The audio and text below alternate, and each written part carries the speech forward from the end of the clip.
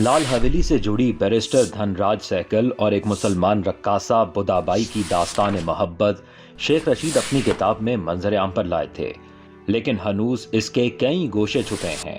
बिलखसूस बुदाबाई का बेटा और उसका कजन, वो सारे किरदार कहाँ गुम हैं? आज की इस वीडियो में हम इसी पर बात करेंगे और आपको बताएंगे कि लाल हवेली की तारीख क्या है और शेख रशीद के पास ये कैसे आई।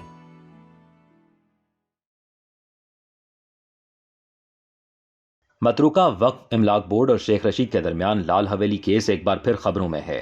शेख रशीद जब हुकूमत में नहीं होते तो लाल हवेली की मिल्कियत का केस हमेशा खबरों में रहता है, और जब वो हुकूमत में होते हैं तो ये केस कहीं दफन हो जाता है। लाल हवेली से जुड़ी बैरिस्टर धनराज सहगल और एक मुसलमान रकासा बुदाबाई की दास्तान मोहब्बत पहली बार शेख रशीद ही अपनी किताब फर्जंदे पाकिस्तान में मंजर आम पर लाए थे, लेकिन हनूज इसके कई गोशे छुपे हुए हैं। बिलखसूस ये बैरिस्टर धनराज सहगल कौन थे? अगर दोनों की मोहब्बत इतनी ही लाजवाल थी तो फिर बुदाबाई उनके साथ हिंदुस्तान क्यों नहीं गई? बैरिस्टर धनराज सहगल जैसा मारूफ आदमी हिंदुस्तान में जाकर तारीख के सफहात से क्यों गुम हो गया? बुदाबाई गई किधर? उन्हें जमीन खा गई या आसमान निकल गया? ऐसे बहुत से सवालात के जवाबात की खोज एक अरसे से रही।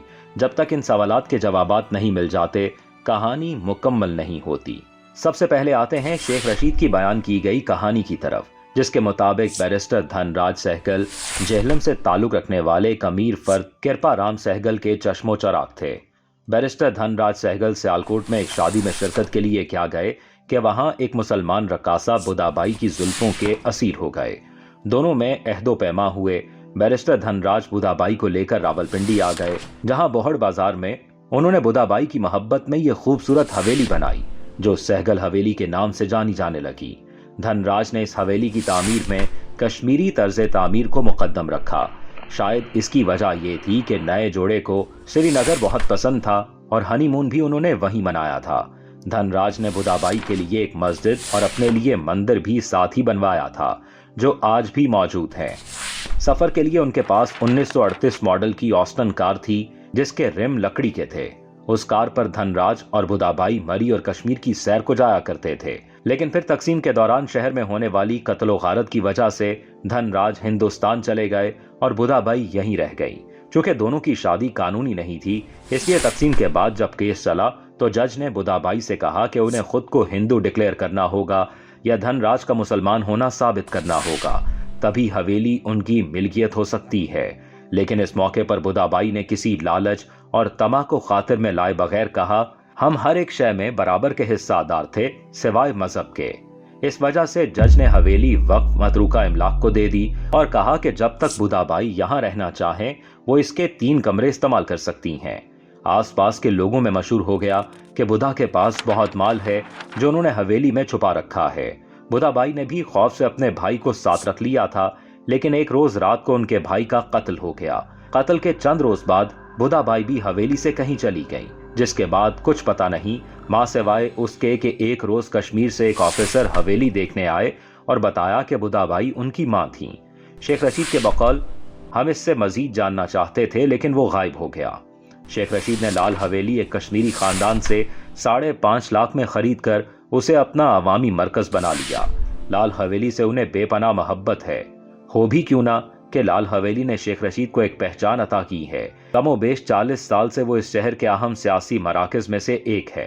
ये कहना कि धनराज सहगल का ताल्लुक जेहलम से था, इसकी तस्दीक के लिए कोई शवाहिद दस्तयाब नहीं है। अब कहानी असल में क्या है, इस पर बात करते हैं। इस मामले के हवाले से हमने कुछ तहकीक की है जो आज आपके सामने पेश कर रहे हैं।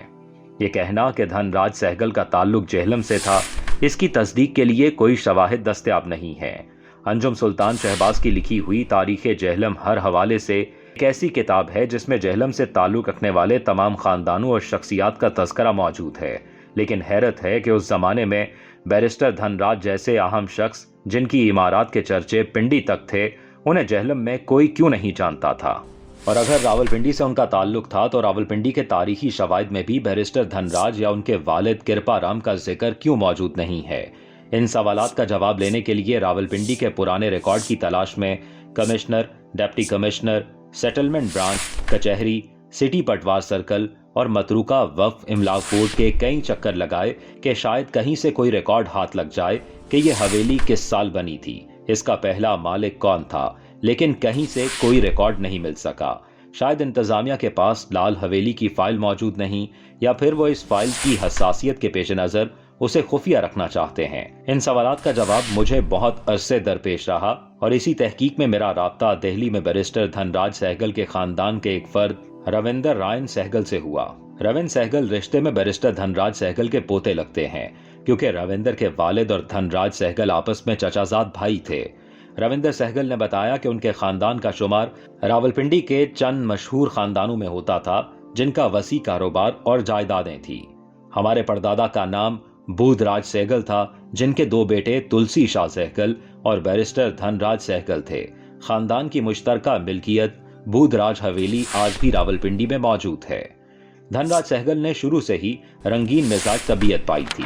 नाच गाने और शराब के रसिया थे। विलायत से बैरिस्ट्री करके आए थे, इसलिए खानदानी रिवायत का पास भी नहीं रखते थे और लोग उन्हें जज साहब कहकर पुकारते थे।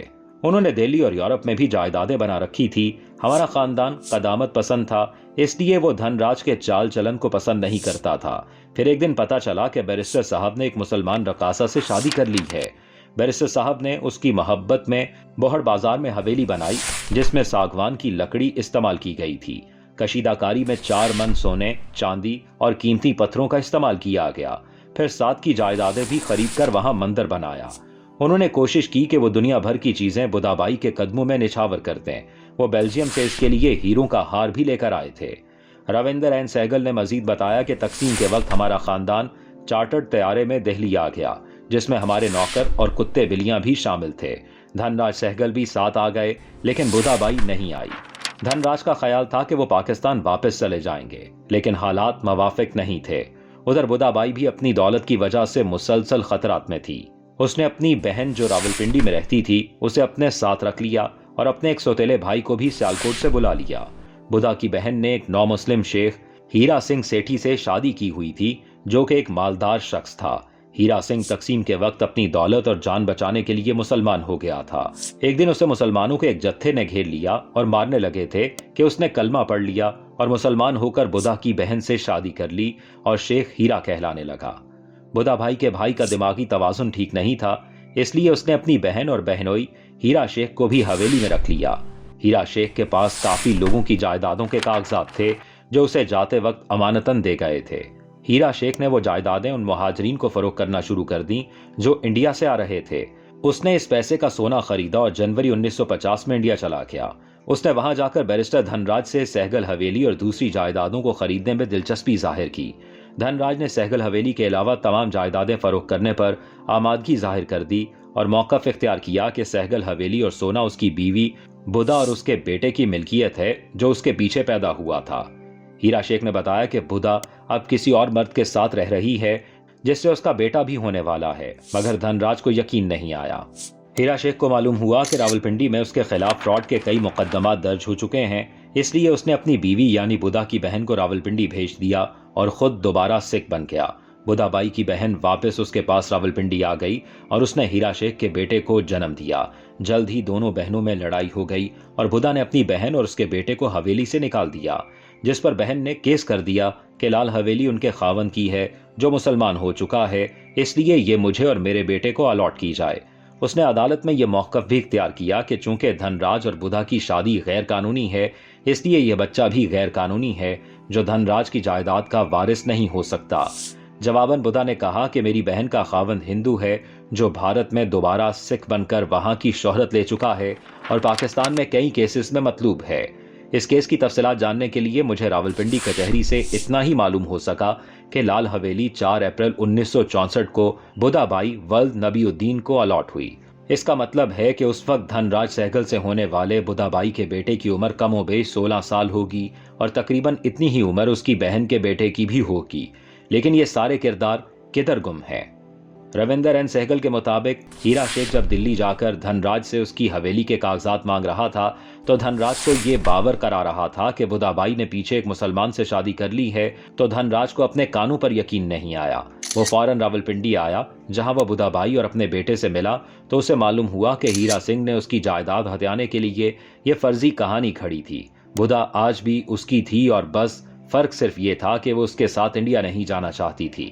دھن راج نے بدھا بھائی کو قائل کرنے کی بہت کوشش کی، لیکن وہ ناکام رہا۔ دھن راج واپس دہلی چلا گیا۔ ادھر بدھا بھائی پر کئی سرد گرم موسم گزرے۔ اس کا بھائی قتل ہو گیا، اس کی بہن اس کی جائیداد ہتھیانے کے چکر میں تھی۔ محلے دار بھی سمجھتے تھے کہ اس کے پاس کوئی خفیہ خزانہ ہے۔ اس سے پہلے کہ وہ بھی ماری جاتی، وہ ایک رات اپنے بیٹے کو لے کر ایسی غائب ہوئی کہ تاریخ کے صفحات پر اس کا کوئی نشان نہیں ملتا۔ روندر این سہگل بتاتے ہیں کہ دھن راج راولپنڈی سے واپس آ کر کافی پریشان رہا، لیکن پھر ایک دن پتا چلا کہ اس نے رائے بہادر نتھو رام آف اٹک کی بیٹی سے شادی کر لی ہے۔ بس اس کے بعد دھن راج سہگل سے اس کے خاندان نے مکمل بائیکاٹ کر لیا۔ میں نے روندر سے پوچھا کہ ایک مسلمان رقاصہ کو بغیر شادی کے ساتھ رکھنے پر تو بائیکاٹ نہیں کیا، پھر ایک ہندو لڑکی سے شادی کرنے پر کیوں بائیکاٹ کر دیا؟ تو روندر سہگل نے بتایا کہ لڑکی کا باپ کوئی عام ہندو یا رائے بہادر نہیں تھا، بلکہ اس کے ساتھ ہندوستان سے غداری کی ایک تاریخ جڑی ہوئی تھی۔ جب آزادی کے نامور ہیرو بھگت سنگھ کو پھانسی دی گئی تو اس وقت ان احکامات پر عمل درآمد کے لیے نتھو رام سٹی میجسٹریٹ لاہور کے عہدے پر تعینات تھا۔ انگریز نے اس غداری کے عوض اسے رائے بہادر کا خطاب دیا اور ساتھ بہت جائیداد اور پیسہ، جس سے نتھو رام نے دہلی آ کر ایلیٹ کلاس کے لیے ایک فرینڈز کالونی بنائی۔ یہ وہی کالونی تھی جہاں آج پرینکا گاندھی اور ہندوستان کی دوسری امیر ترین شخصیات رہتی ہیں۔